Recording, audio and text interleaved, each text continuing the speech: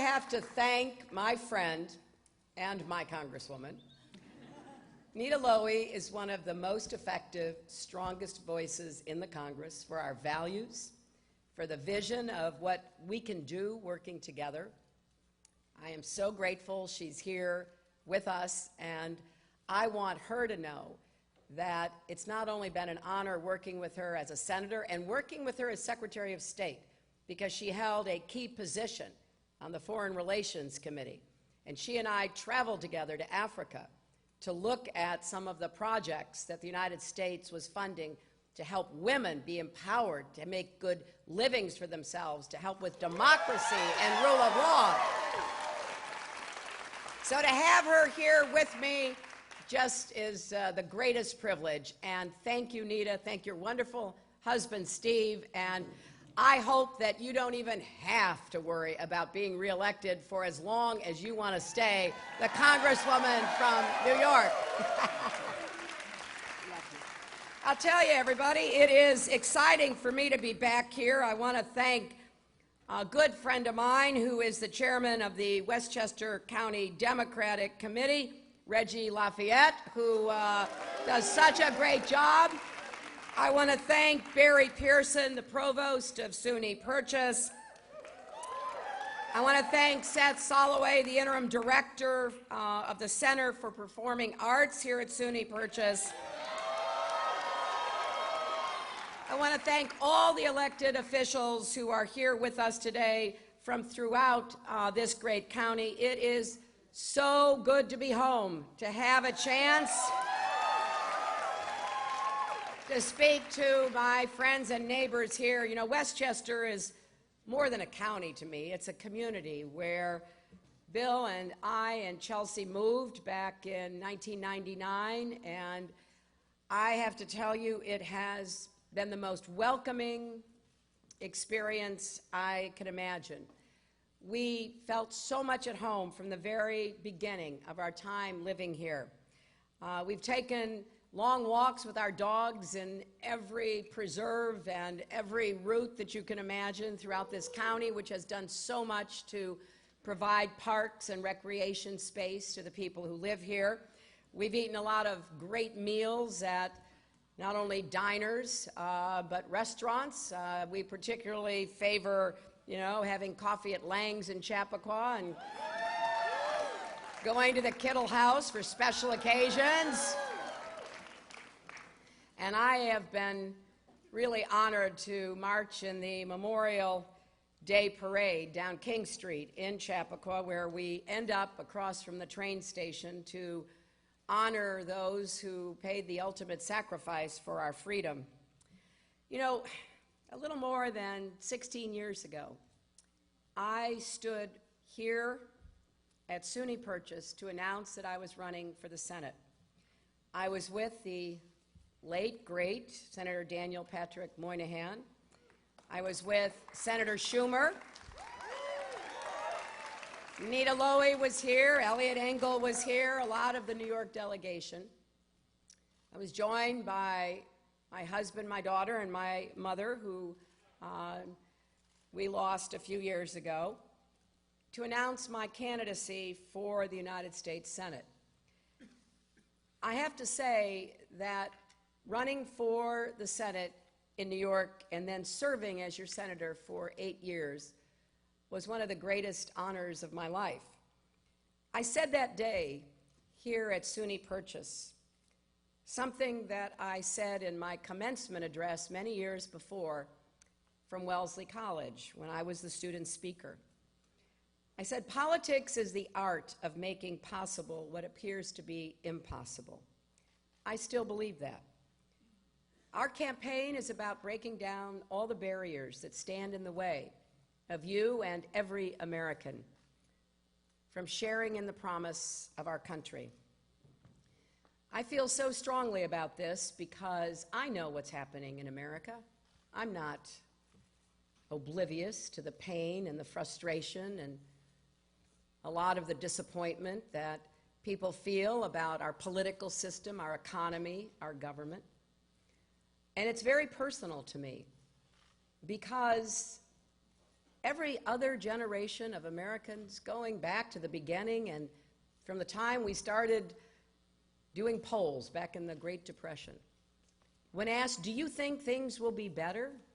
They've always said yes. Oh, I know, the Bernie people came to say that. We're very sorry you're leaving.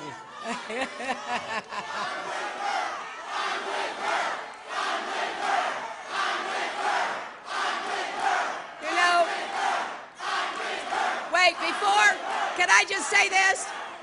As they're leaving, I want to say I have earned 9 million votes in this election already. I have 1 million more votes than Donald Trump, and I have 2.5 million more votes than Bernie Sanders. And, you know,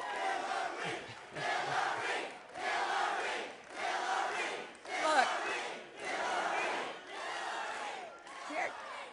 here is what I regret. What I regret is they don't want to listen to anybody else. What I regret is they don't want to hear the contrast between my experience, my plans, my vision, what I know I can get done, and what my opponent is promising. I'll give you one example. He goes around telling young people he's going to give them free college. Well, I wish it were so. But you go and read the fine print, which everybody should do anytime somebody makes a promise about something being free. You read that fine print, and it basically says, yeah, it'll be free if the governors of America put in about $28 billion. Now, we're campaigning right now in Wisconsin. The governor there has cut higher education this year by $250 million. The idea that he would chip in nearly $300 million for free college in Wisconsin doesn't make a whole lot of sense. It doesn't add up, my friends. But you know, I've talked to some of the young people, and I've told them, look, you may not be supporting me, but I'm supporting you. I will work for you. I will fight for you. I just wish that there were an opportunity to actually talk and listen to each other, because we've got to unite. When this primary contest is over, we've got to unite and make sure we have a Democrat in the White House in January. And I believe the path to the White House goes right through New York. And I am not taking anything for granted. New York took a chance on me back in 2000, electing me to the Senate, re-electing me in 2006. And I want to once again ask for your confidence and your vote. Because we went through some hard times together. I'm not coming asking for your vote for president without acknowledging that we had a lot of hard work to do back in those 8 years. We lived through 9/11. We saw the effects of terrorism. I met the thousands of family members who bid farewell to their loved one that morning and then saw those planes fly into those towers. I know we lived through Hurricane Katrina. We have had a lot of challenges. But what I love about New York is we don't whine and moan about it. We roll up our sleeves and get to work.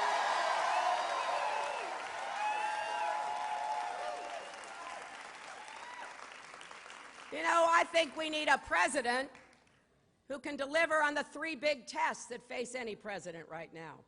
Number 1, can you deliver results that actually improve people's lives? Number 2, can you keep us safe? Now, that may be more personal for New Yorkers than some other folks, but that is the highest obligation of anyone who is president and commander-in-chief. And people who don't know how to talk about it, who view it as an afterthought, have no business being in the Oval Office on January 20th, 2017. And then number 3, can you bring our country together? Well, I think every candidate should be judged by those tests. From my perspective, if we're asking, can you deliver results for people, show us exactly how you're going to do it and what you have done, right? I'm the only candidate who's actually put forth comprehensive plans about creating jobs and raising incomes. Other people tell you what they're against. I'm telling you what I'm for. I'm telling you what I'll do, and I'm asking you to hold me accountable. So let me just quickly run through it. We can create new jobs in a bunch of different ways. We need more infrastructure jobs. Not just our bridges, our roads, our tunnels, our ports, our airports, all of that needs help. But what about what you can't see? What about water systems like in Flint, Michigan?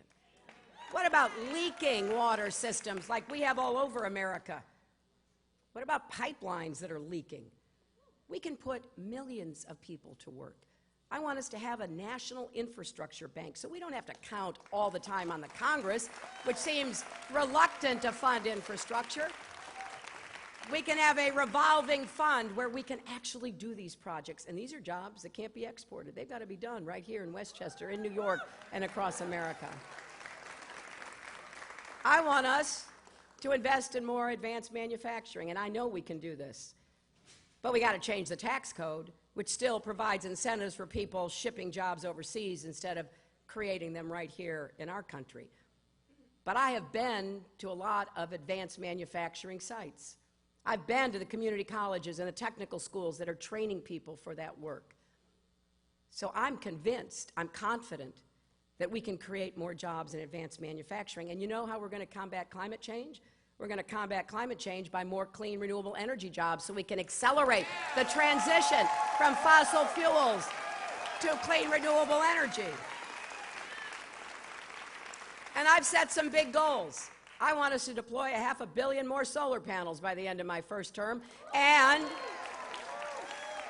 enough clean energy to power every home in America by the end of my second. And the reason I'm confident about this is I can go to lots of places in our country and I can see the pieces of the puzzle already being put together. And I give President Obama an enormous amount of credit for moving our climate change agenda forward. And for achieving the agreement in Paris. I started working as Secretary of State back in 2009 to see if we could get an agreement like we finally ended up with in Paris. It took years. It took a lot of patience. I was thrilled when 190 countries signed off on the Paris Agreement. My opponent, Senator Sanders, said he didn't agree with it, didn't go far enough. I'm telling you, people, we actually have to do something, not just complain about what is happening. We have to improve it and move it and get things done. And I want to do more to help small businesses. That's where you get 2/3 of the new jobs in America. And I particularly want to help young people start new businesses because I have met so many who have dreams about that, but they can't get access to credit for a variety of reasons, including student debt. So they want some help to be able to follow their dreams. I want to raise the minimum wage, and I give Governor Cuomo a lot of credit for working to do that up in Albany. But we have to do it nationwide. And then I will guarantee that finally women will get equal pay for the work we do.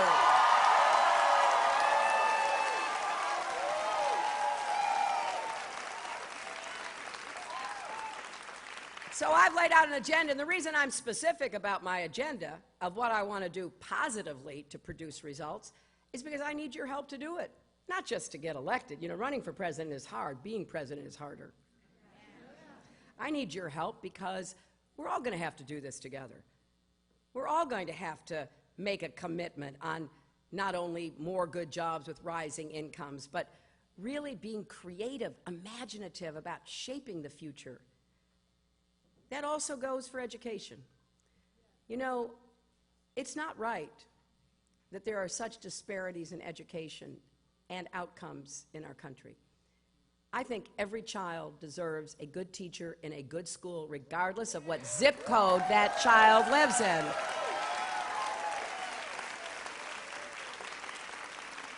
And I don't think we'll make the progress we need economically if we don't start with early childhood education, universal pre-kindergarten, because so many little kids get to school and they're already behind. I don't think that's fair. You have no idea what the potential is that we are losing because kids aren't ready to get to school and learn the way that they should. And then when it comes to elementary and secondary education, I want to be a partner with our country's teachers. I want to support them to do the work that they signed on to do. And I am very grateful to have support from the teachers of New York, because I know that a lot of folks who are talking about education have never been in a classroom in their lives. And I think it's time we actually did what works. We have a lot of research about what works. Let's start applying it. And I want to make community college free, which we can do. That is affordable. That can be done. And I want to make public colleges and universities tuition debt-free. And I believe we can do that together. Because number one, we got to get the cost of college down. And so my new college compact basically is a compact. The colleges and universities have to take a hard look at what their costs are that they are passing on to students and families.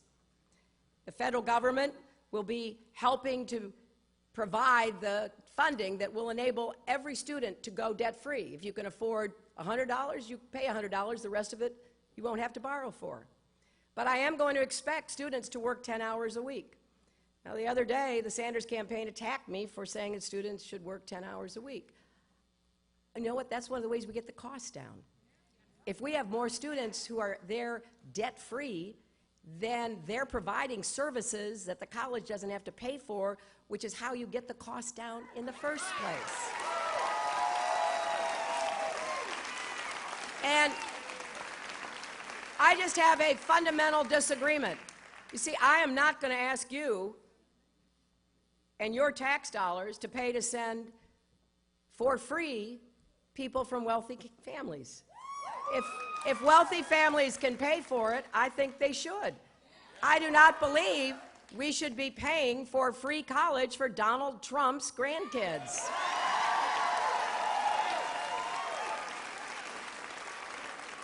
But for middle-class kids, working kids, poor kids, absolutely. Because we've got to get the pipeline wider so that more kids have a chance to attend college and come out of it without debt. And then I have a plan to make sure that those with debt get out from under it. And here's how it works. How many of you have student debt? Okay. How many of you have an interest rate above 8%? How high is your interest rate? Do you know?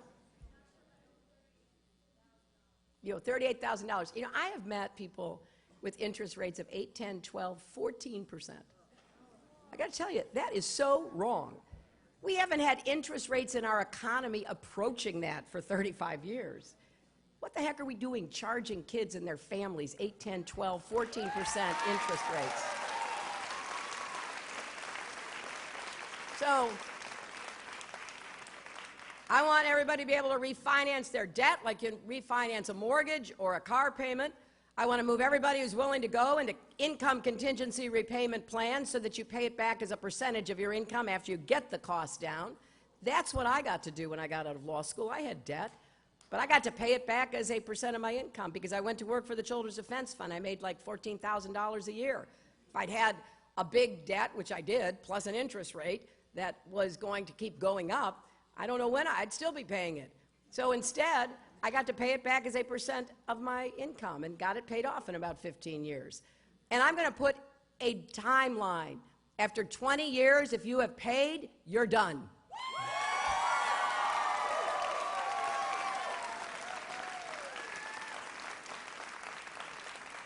Now, I want to defend the Affordable Care Act because, you know, before there was something called Obamacare, there was something called Hillary Care. And I still have the scars to show for it. You know, going after the insurance companies and the drug companies is not for the faint of heart, I can tell you that. and we weren't successful. So I did turn around, as Nita said, and worked with Republicans and Democrats to create the Children's Health Insurance Program that insures about 8 million kids. So actually having passed legislation that insures more people, I know how hard this is. That's why I was thrilled when President Obama got passed and signed the Affordable Care Act, because that's been a promise of the Democratic Party since Harry Truman. And we finally are now at 90% coverage. And I meet people every week who thank me for defending the Affordable Care Act. And oftentimes they start their conversation by saying, the Affordable Care Act saved my life, right? And I ask them why. Because they didn't have insurance before. And when they finally got to the doctor, something was wrong. And now they can get help. Now the Republicans want to repeal it. They keep voting to repeal it over and over and over again. If they get a Republican in the White House, it will be gone. Another of the many reasons why we can't let that happen. Senator Sanders wants to start all over again. And I just fundamentally disagree. First of all, I know how hard it was to get to where we are. And number two, we are at 90% coverage. It's easier to get from 90 to 100 than from 0 to 100. And that's exactly what we're going to do.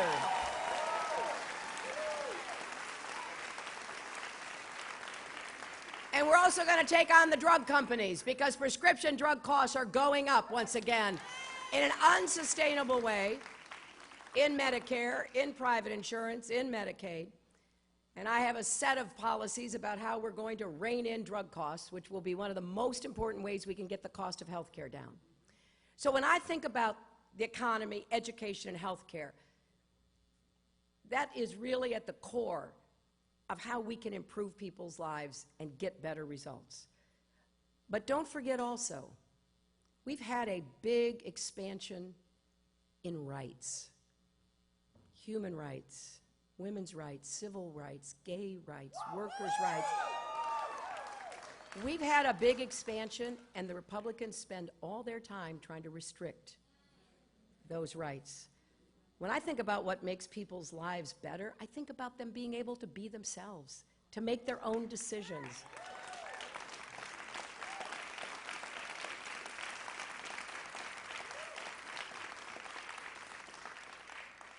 And we had an example of the difference yesterday, right? Just yesterday, Donald Trump said women should be punished for having an abortion. He then tried to distance himself once that kind of reaction came out from his outrageous comments, but we all heard them. You know, one of my favorite Americans, Maya Angelou, said, when someone shows you who they are, believe them.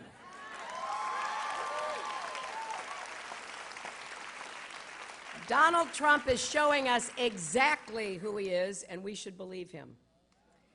But let's remember this. All the Republican candidates want to make abortion illegal. If you make abortion a crime, then you make women and doctors criminals. I'm always struck by the fact that these Republicans all want limited government, except when it comes to women's rights.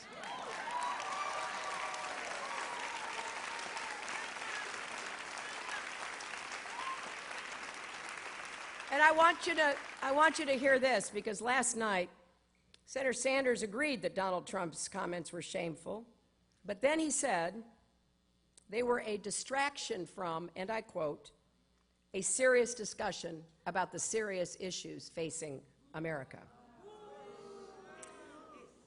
To me, this is a serious issue. And it is a very serious discussion. Look, I know Senator Sanders supports a woman's right to choose, but I also know Planned Parenthood Action Fund and NARAL endorse me because I have led on this issue. I have fought on this issue.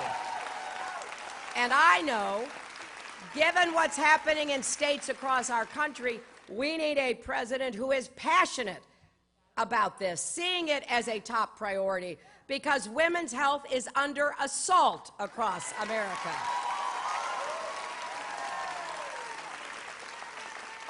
This goes to the heart of the choices we can make. We deserve our economic empowerment. We deserve our ability to care for our health, to choose whether or when to have a family. This is a fundamental constitutional right, and we cannot think it is anything other but really serious, because for many young women today, it's almost hard to imagine turning the clock back, isn't it? But for those of us who have been around a little longer, we know what this means. And so we've got to defend all our rights. That is why I have defended Planned Parenthood against all of these partisan political assaults.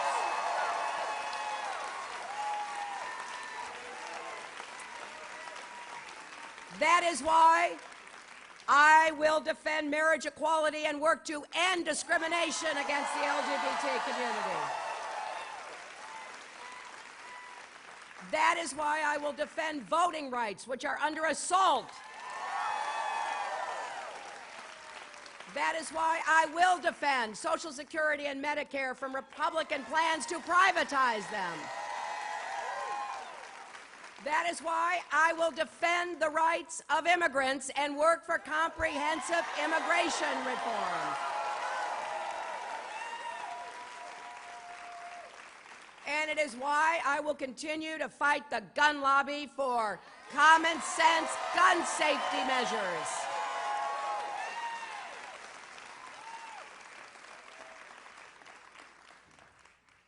I think it's important that we in New York really understand what is at stake, because so much of what you're hearing is contrary to who we are as New Yorkers and Americans. Just think about what we hear on the Republican side. It is truly scary. And since the second test is, can the president keep us safe, I just want to pause and talk about why what you hear from the Republicans is not only offensive, which it is, it's dangerous. You know, when Donald Trump plays coy with white supremacists, when he says he wants to round up millions of immigrants and kick them out of a nation that was built by immigrants, when he says he wants to ban Muslims from a country that is founded on religious freedom, when Ted Cruz says he wants to racially profile Muslims and send police patrols into American Muslim neighborhoods, right? You got to ask yourself, do they not understand not just our values, which I think are pretty basic if you're running for president, but do they not understand what keeps us safe? And here's why. After 9/11, as Nita well remembers, we didn't know from day to day, those of us in public office, what might happen next. We were getting intelligence reports that certainly showed that there was a continuing desire on the part of terrorists to strike again if they could. Nobody is better than the NYPD. They were on the front lines, but you know what we also did? We said, if you hear something suspicious, if you see something suspicious, report it. And New Yorkers did. And that really helped a lot. The message wasn't, if you aren't Muslims, report it. The message wasn't, if you live in this neighborhood but not that neighborhood, don't report it. It was, we're all the front line of defense against potential terrorist attacks. And I believe that it's imperative we understand that we still all are. I've laid out a plan to defeat ISIS, and it includes creating a coalition of nations, including Muslim-majority nations. I know how to build coalitions. I built the coalition against Iran that imposed the crippling sanctions that drove them to the negotiating table. I know how hard it is. And I know that leaders and people around the world listen very carefully to what people running for the presidency say. It'll be even harder to create a coalition if leaders and people think that you're not welcome in the United States. if they believe that somebody running for president is insulting their religion. The NYPD had the best response to Cruz after he said what he said. You know, these guys all think it makes them sound strong. It makes them sound like they're in over their heads, is basically what it makes them sound like, right?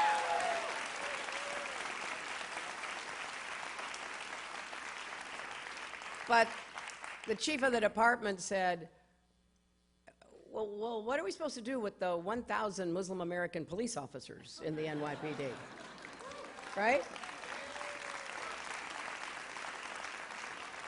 And Bill Bratton, who is one of the great police chiefs of modern American history, he just basically said, Ted Cruz doesn't know what the hell he's talking about.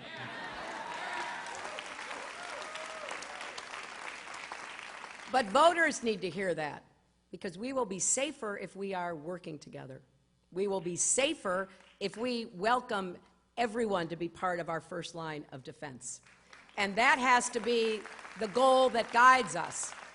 And finally, the third test: can we unite our country against all of the forces trying to divide us? That may be the hardest test of all, because people won't listen to each other. People don't want to hear something they don't agree with. People want to point fingers, scapegoat, blame others. We've got to get over this. We've got to figure out how we're going to listen to each other, respect each other. That doesn't mean we're all going to agree. We are, after all, New Yorkers and Americans. We're not all going to agree. But it really goes to the heart of whether we're going to get things done in America, whether we're going to solve problems together, meet our challenges. And what I love about New Yorkers is we may not all look the same, we may not sound the same, we may not worship the same, but when it counts, we do pull together. And I will go anywhere, anytime to meet with anyone to find common ground. I will also stand my ground. But as First Lady, as a Senator, as Secretary of State, I reached out constantly to see if there wasn't some way we could solve a problem. I was more interested in solving a problem than making a point. Because when it's all said and done, I want to be judged by whether or not we've moved forward together. And that's how you should judge anybody asking for your vote. So I hope that you will join this campaign. We've got a great campaign going here in Westchester County.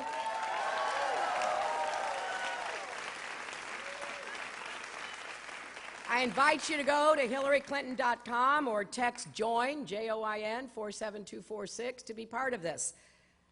With your help, we will win the primary on April 19th.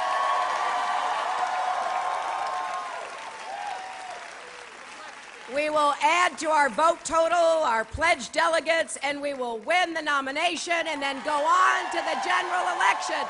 Thank you all so much.